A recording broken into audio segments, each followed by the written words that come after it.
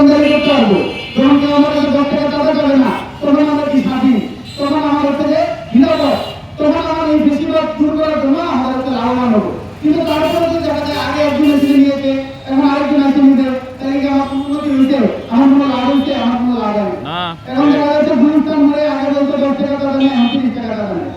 কোনো এই যে অন্যায়গুলো হচ্ছে, এগুলো কিন্তু খালি দল না, আমাদের নিজেদের পরিবর্তন করতে হবে। এবং যেখানে দেখবে অপরাধী যত শক্তিশালী হোক, আমাদের সাহসী ভূমিকা পালন করতে হবে। শুধু কোনো দল বা কাউকে ভোট দিয়ে লাভ নাই। আমাদের অন্যায়কারী দেখে আমাদের যে সাহস নিয়ে আমরা শেখ হাসিনার মতো দানব বাংলাদেশের কোনো মানে ছিল না।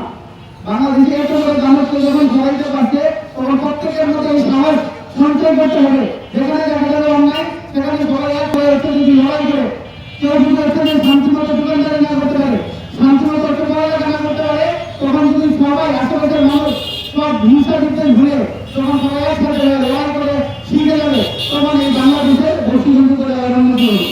আমি বিভিন্ন সময় শুনতে পাই যে কার্ড দেয় বস্তিবন্ধের, গরিব মানুষের জন্য চালের কার্ড দেয়, চালের কার্ড করে বিক্রি করে দেওয়া হয়।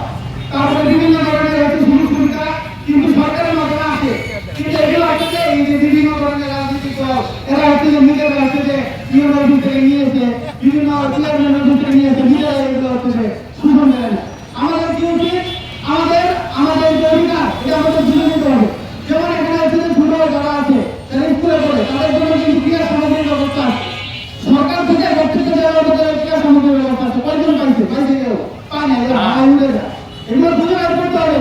যেখানে আমাদের যে ন্যায্য অধিকার আছে, যেখানে আমাদের চাল দিতেছে সরকার, যেখানে আমাদের হচ্ছে যে ভারতীয় যেটা দিতেছে, যে বিনামূল্যে শিক্ষা থেকে শুরু করে আমাদের যে কৃষি পণ্য, মাঝে মাঝে কৃষকদের থেকে ধান নেওয়া হয়, সরকারি ভাবে কৃষকদের জন্য ন্যায্য মূল্যে ধান নেওয়া হয়। আপনারা কয়জন কৃষক হচ্ছে যে ন্যায্য মূল্যে ধান বিক্রি করতে পারছেন? এগুলো কি রাজনীতি? আমাদের মতো রাজনৈতিক দল যারা খুঁজছে, দোকান খুলে বলছে, তারা এই সরকার হচ্ছে যে ধান নিজেরা বিক্রি করে হচ্ছে যে টাকা কামাইতেছে।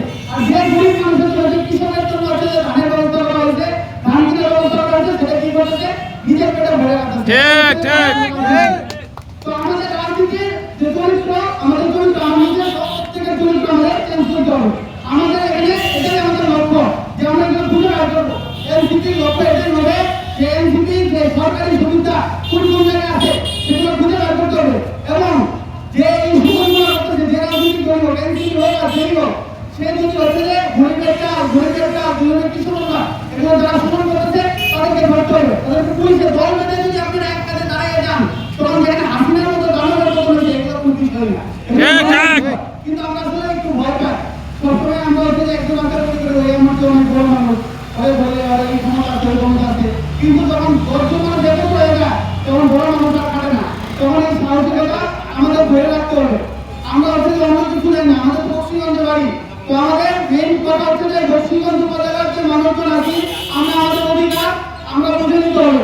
আমাদের বাচ্চা কাচ্চা শিক্ষা, তারা যদি ঠিকমতো পড়ালেখা করে, সে ব্যাপারে বাবা মা হচ্ছে নজরদারি করতে হবে। তারা যাতে কোনো কুসঙ্গ বা হচ্ছে কোনো নেশাবাদী দ্রব্য এগুলো যাতে না করে, সেগুলো থেকে আমাদের খেয়াল রাখতে হবে। তাই আমাদের বক্সিগঞ্জ অনেক উন্নত হবে। ইনকিলাব জিন্দাবাদ। আমি আপনাদের কাছে আবারও বলছি যে আপনারা সবাই আপনাদের অধিকার, ন্যায্য অধিকার বুঝে নেন, এবং এই অধিকার বুঝে নিতে যদি কোনো সমস্যা হয়, জাতীয় নাগরিক পার্টি আপনাদের জন্য যত পরিণত, আমরা কতটা মাইর খাবো, তবু আপনাদের অধিকার আদায়